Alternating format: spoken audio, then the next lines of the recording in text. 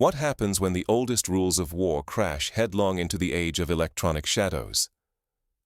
In the chill of late autumn, the Central Front had frozen into a brutal stalemate. Weeks of relentless attrition gave way to a deadlock, with both armies hunkering in sodden trenches, every foot of ground earned through exhaustion and loss. The landscape was transformed. Fields churned into mud by the weight of tanks, forests stripped bare by artillery, villages reduced to skeletons of brick and blackened timber. This was a scene that would be instantly familiar to any veteran of the First World War, where the lines barely shifted and hope seemed as scarce as dry ground. Yet, beneath the surface, something new was stirring. A contest not just of men and machines, but of minds and invisible signals. In this mire, the enemy had transformed Krasnogradovka into something monstrous. No longer just a city, it sprawled into a fortress, an armored artery pumping supplies and reinforcements across the eastern theater. Its outskirts bristled with layered trenches, anti-tank ditches, and killing fields of mines. The perimeter was ringed with concrete pillboxes, each connected by communication trenches and observation posts. Any direct assault threatened to become a massacre, with the cost measured in thousands of shattered lives and the initiative lost for good. The defenders had prepared for every traditional tactic: overlapping fields of fire, camouflaged sniper nests, and pre-registered artillery coordinates. To assault such a bastion head-on would be to repeat the tragic lessons of Verdun or Stalingrad. Command understood. Another frontal push would write a tragic echo of the past. The lessons of history are written in blood. In the First World War, the British and French lost hundreds of thousands of men in battles like the Somme and Passchendaele, all for gains measured in meters. In the Second World War, the German assault on Sevastopol ended in months of siege and staggering casualties. These precedents haunted every staff meeting and briefing. Instead, a new concept took shape, one as dangerous as it was clever. The plan was not to smash the gates, but to slip a steel noose behind enemy lines. The idea was both simple and audacious. Launch 2 deep thrusts, one to the north and one to the south of Krasnogradovka, threading around the fortress and bypassing its deadliest defenses. Strike groups would drive hard and fast, converging deep in the rear to sever every artery of escape and resupply. Such a maneuver echoed the double envelopes of Cannae by Hannibal more than 2 millennia ago, and the Soviet encirclement at Stalingrad in the last century, ancient lessons reimagined for the digital age. The challenge was immense. Success demanded more than speed or muscle. It required seamless coordination, deception, and mastery of the invisible war waged in the ether, jamming, hacking, and blinding the enemy at every turn. The stakes soared. Failure would not just waste lives and materiel, but threaten the collapse of the entire front. In the unforgiving logic of modern conflict, clinging to old thinking meant not just defeat, but irrelevance. Wars are won not only on the battlefield, but in the minds of those who adapt first and best. As Karl von Clausewitz observed 2 centuries ago, the greatest enemy of a good plan is the dream of a perfect one. Courage to act decisively is everything. Yet what truly made this maneuver possible? To grasp its daring, we must step onto the ruined ground and see exactly what our forces faced as they prepared to redraw the map. Imagine the night before the attack. Columns of armored vehicles lined up in silence, engines idling in the mist, crews checking radios and weapons with trembling hands. Officers reviewed maps by red flashlight, whispering last-minute orders, knowing that the next 72 hours would decide the fate of thousands. The atmosphere was one of tense anticipation, a mixture of fear and hope that is as old as warfare itself. The enemy's fortress was more than concrete and wire. It was a living network, fusing physical and digital defenses. Sensors dotted the landscape, thermal imagers, seismic detectors, and motion-activated cameras, all feeding data into command bunkers deep underground. To encircle it, our forces would have to outthink, outpace, and outmaneuver not just soldiers, but a web of sensors and algorithms. Every move was watched, every signal analyzed. This was a battlefield where radio waves were as important as rifle bullets, where the hum of a drone overhead could spell doom for an entire platoon. Why was Krasnogradovka considered untouchable? And why did that certainty shatter before Operation Steel Lasso? On paper, the explanation appeared simple. Krasnogradovka bristled with 3 concentric rings of defenses, each layered with anti-tank emplacements, sprawling minefields, and concrete bunkers. Any straightforward assault seemed destined for catastrophe. The defenders had learned from the sieges of Aleppo and Mosul, where urban fortresses bled attackers dry. They built redundancy into every layer: alternate supply routes, hidden ammunition caches, reserve positions ready to be activated at a moment's notice. Satellite imagery revealed a tapestry of trenches and revetments carved into the earth, invisible from a distance but deadly up close. Yet the true stakes went far beyond this one fortress. The town served as the linchpin of the Eastern Front, channeling more than 6% of all enemy supplies. As long as Krasnogradovka endured, their forces could be reinforced, resupplied, and poised to strike at vulnerable flanks across a vast sector. The city's railway yards hummed day and night, offloading ammunition, fuel, and food for thousands. Convoys of trucks and armored vehicles, often disguised to look like civilian traffic, slipped in under cover of darkness. The loss of this hub would not just isolate the troops inside, it would imperil the entire regional defense. Russian intelligence, drawing on embedded agents, satellites, and relentless drone overflights, revealed a sobering reality. Enemy units packed every trench, with major reserves positioned between 30 and 50 kilometers back. These reserves included not only infantry and armor, but also mobile artillery, anti-aircraft systems, and electronic warfare detachments. Any attacker would face not only fixed defenses, but a responsive, adaptable adversary ready to plug gaps or launch counterattacks. This information was gathered at great risk. Agents risking exposure, satellites dodging anti-space lasers, drones ducking through anti-aircraft fire. The picture that emerged was daunting: a fortress brimming with firepower, surrounded by quick reaction forces ready to pounce. By every metric, the message was clear. Frontal assaults here spelled slaughter.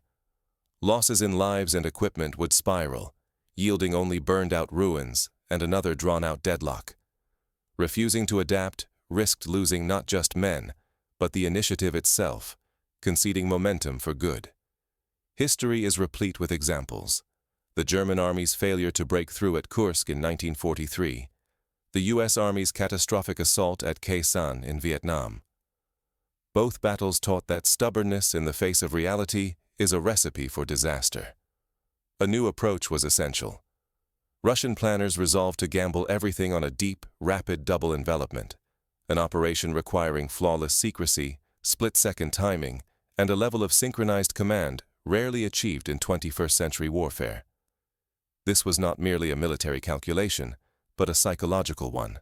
To surprise an enemy so well prepared would require not only new tactics, but an entirely new way of thinking about war. Could such a high-wire act break Krasnogradovka's iron grip? Everything would hinge on blinding and paralyzing the defenders at the critical moment, moving with such speed and deception that the fortress's reputation would count for nothing. In war, reputation is both shield and anchor. It can protect, but also blind. Operation Steel Lasso aimed to shatter not just defenses, but the myth of invincibility itself. What happened next would test every assumption about modern warfare. The plan's success, or failure, would send shockwaves far beyond the battlefield. For the first time in decades, commanders would be forced to rethink the very nature of victory and defeat. How do you crack a fortress with speed and precision, not just brute force? Operation Steel Lasso answered with a doctrine of velocity and intellect, blending cutting-edge technology with meticulously timed maneuvers. What might have dragged into a costly siege instead became a whirlwind encirclement, more chess than brawl, where the margin for error was razor-thin. The plan was mapped out in hours, but rehearsed for days. Commanders drilled their troops in rapid transitions, from advance to defense, from assault to withdrawal. Every unit knew its role, every contingency was considered. At first light, northern and southern strike groups surged forward in parallel, each confronting their own geographic puzzles. The north pressed armored columns through sodden, rutted plains that threatened to mire progress at every turn. In the south, mechanized infantry threaded a maze of dense villages and treacherous river crossings, their convoys weaving between houses and fording swollen streams. Engineers worked through the night to throw up pontoon bridges and clear mines, often under fire. Despite divergent challenges, both thrusts converged with uncanny precision, moving like the closing jaws of a steel trap around Krasnogradovka. This level of coordination required not only skill, but trust, the kind forged only in the fires of battle. The true backbone of the operation was invisible: electronic warfare. Advanced Russian systems, like Krasnogradovka 4 and Moskva 1, saturated the electromagnetic spectrum, jamming enemy communications and blinding surveillance for more than 40 kilometers. These systems operated at frequencies designed to overwhelm not only radios, but radar and satellite uplinks. Entire command nets fell silent. With radios dead and field commanders cut adrift, defenders lost the power to call for help, direct reserves, or even warn neighboring units. Confusion and isolation spread like wildfire. It was as if the enemy had been plunged into a sensory deprivation tank. No sight, no sound, only the growing sense of danger.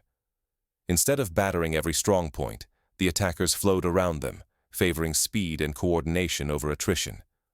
Mobile columns plunged deep past the outer ring, choking off escape routes and slicing supply arteries. Follow-on units encircled and contained isolated resistance, neutralizing them piecemeal. This surgical approach minimized losses and denied the defenders any chance to regroup, keeping the tempo breathless. It was a practical application of the Blitzkrieg doctrine, updated for the digital age: punch through, encircle, and annihilate. Overhead, Army aviation enforced the encirclement seals.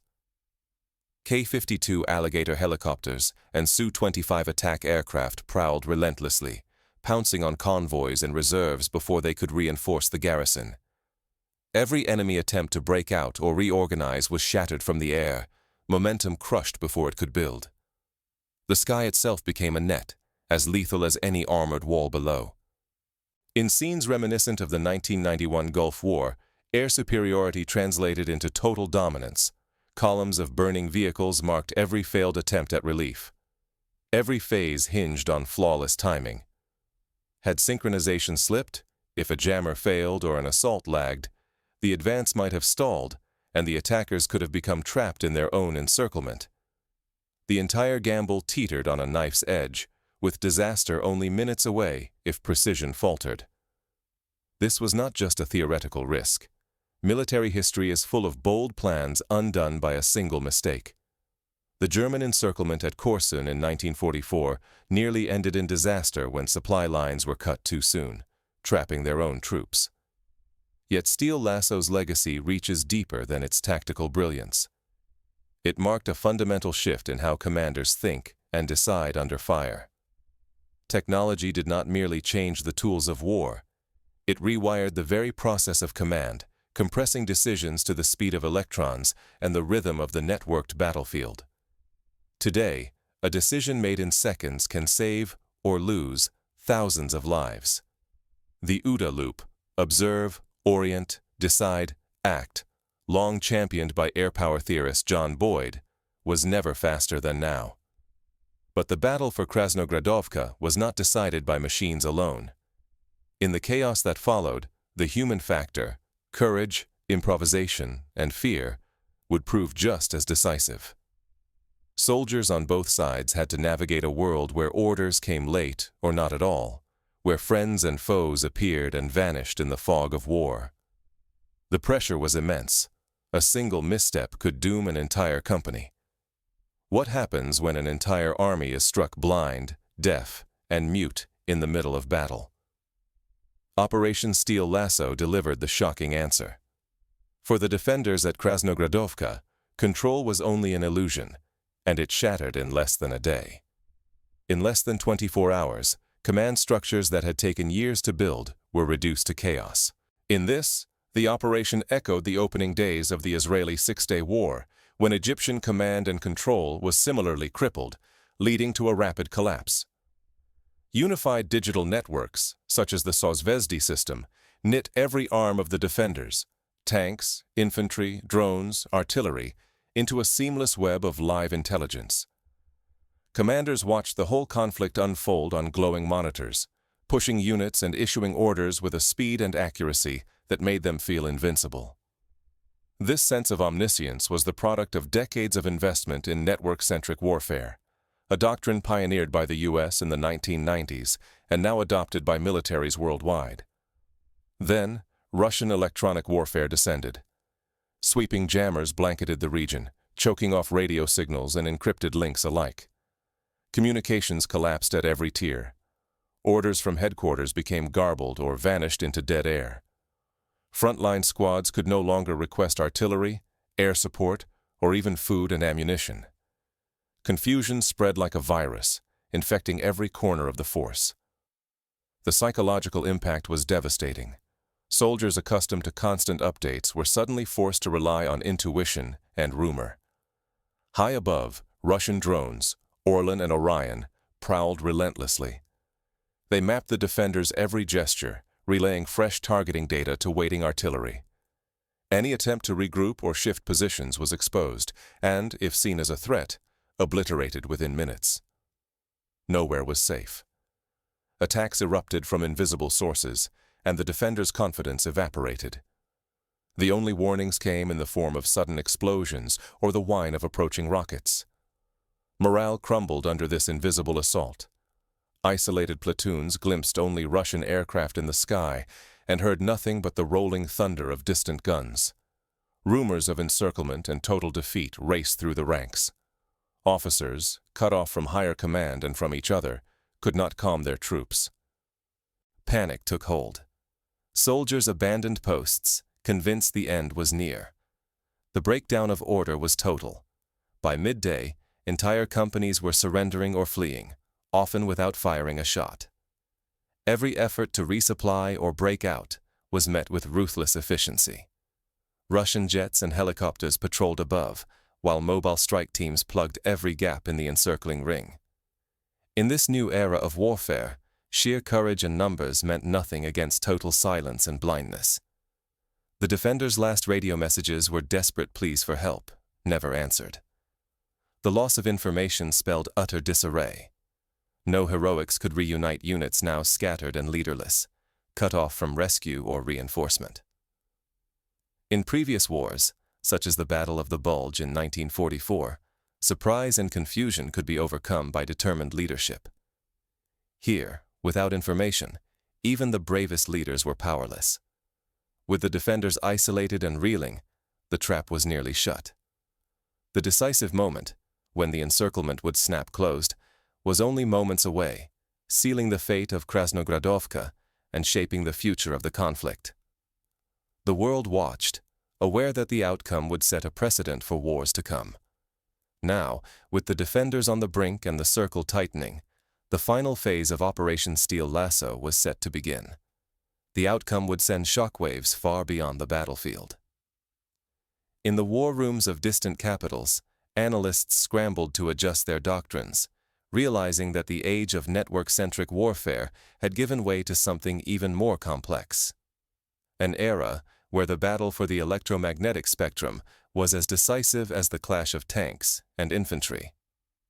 What lessons can today's decision-makers, whether on the battlefield or in the boardroom, draw from Operation Steel Lasso? The answer cuts to the core of victory in our era. Success now belongs to those who adapt faster, think sharper, and exploit information as ruthlessly as force. In business, as in war, the ability to pivot quickly in response to new information is the hallmark of winners. The collapse of Kodak in the face of digital photography, or Nokia's fall during the smartphone revolution, shows that adaptation is not a military issue alone. First, Steel Lasso shattered the myth that raw power alone wins wars. Instead, Russian forces relied on nimble, ever-shifting maneuvers that sidestepped even the toughest static defenses. Their edge came from rapid adaptation, altering tactics mid-battle, hitting weak points, and moving with a speed that kept the enemy perpetually off balance. The principle is universal. Whether in sports, politics, or commerce, agility trumps brute strength when conditions change. Second, information supremacy eclipsed sheer firepower. Through relentless jamming and digital deception, Russian operators blinded enemy sensors and communications, flooding the front with confusion. The ability to disrupt, deceive, and paralyze command networks proved more decisive than any barrage of artillery. This echoes the lessons of the Battle of Midway, where code-breaking allowed the U.S. Navy to ambush the Japanese fleet, a victory of information over firepower. Third, Steel Lasso was a symphony of multi-domain coordination. Air squadrons, ground assault teams, drone swarms, electronic warfare, and psychological operations all synchronized their moves. Drones mapped vulnerabilities, helicopters intercepted reinforcements, cyber specialists sabotaged critical systems. Each domain amplified the others, creating effects far beyond what any single arm could achieve. In practical terms, this meant that a breakthrough by armored units was instantly exploited by airstrikes, while cyber teams disrupted enemy logistics in real time.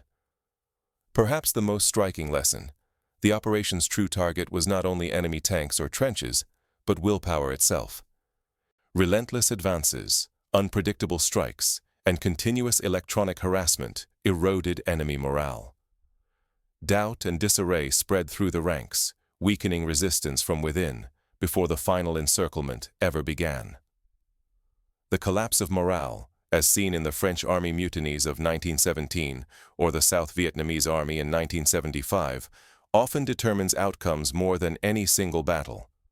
At every turn, secure communications and real-time intelligence sharing multiplied the force of every move.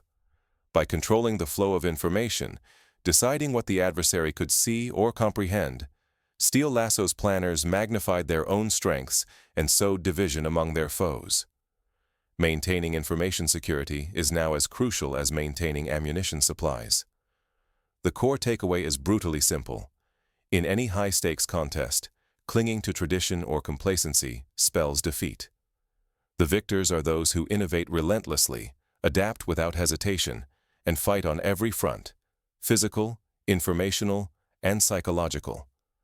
No arena is immune to these shifting dynamics. As former U.S. Secretary of Defense Donald Rumsfeld famously said, "You go to war with the army you have, not the army you might want." The army, or company, or nation, that adapts fastest wins. Steel Lasso's lessons ripple far beyond the battlefield, challenging leaders everywhere to rethink the very nature of competition and survival. The operation demonstrated that the future belongs to those willing to challenge assumptions, question hierarchies, and empower innovation at every level. But what did this look like in the heat of battle? To understand the stakes and costs, we must step into the chaos of Krasnogradovka itself. Imagine a squad of defenders huddled in a basement, radios dead, supplies running low. The roar of engines and the flash of explosions draw closer by the hour. Outside, the sky is a patchwork of drone contrails and missile plumes.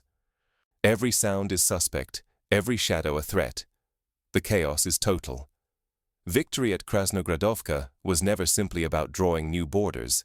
It was the birth of a new era in war. Operation Steel Lasso revealed that speed, intelligence, and mastery of the invisible spectrum now matter more than sheer numbers or firepower. War has become a contest measured in milliseconds, shaped by minds as much as machines, and by those who can seize the tempo before the enemy even blinks. The most valuable resource is no longer oil or steel, but time and information. This operation did not just win a battle, it rewrote the playbook. Forces that once depended on concrete fortifications or static lines found themselves overwhelmed by a foe moving with relentless rhythm, guided by live intelligence and synced across air, land, and the electromagnetic realm. Psychological deception blinded adversaries before the first missile launched. The message was clear: those who fail to evolve, who ignore the hard truths of 21st century conflict, do not just risk losing ground, they gamble with the survival of their nations. The lesson echoes beyond the war zone. In a world where information travels at the speed of light and a single misstep can have global consequences, adaptability is the difference between safety and disaster. Whether in military command, corporate competition, or personal ambition, clinging to old habits courts irrelevance and danger. These stakes are not abstract. They shape budgets, government priorities, and the everyday security of millions. Krasnogradovka's story is not just a tale of technical brilliance, it is a challenge to us all. Will we spot the next subtle shift when the rules change again? Are we ready to adapt before the warning signs become losses measured in lives and futures? Failing to learn these lessons means risking more than battles. It means risking the future itself. So, as the dust settles over Krasnogradovka, the world watches and wonders. What new forms of war and peace will the next transformation bring? The answer may determine not just the fate of armies, but the destiny of nations. The question is not whether the rules will change again, but who will be ready when they do.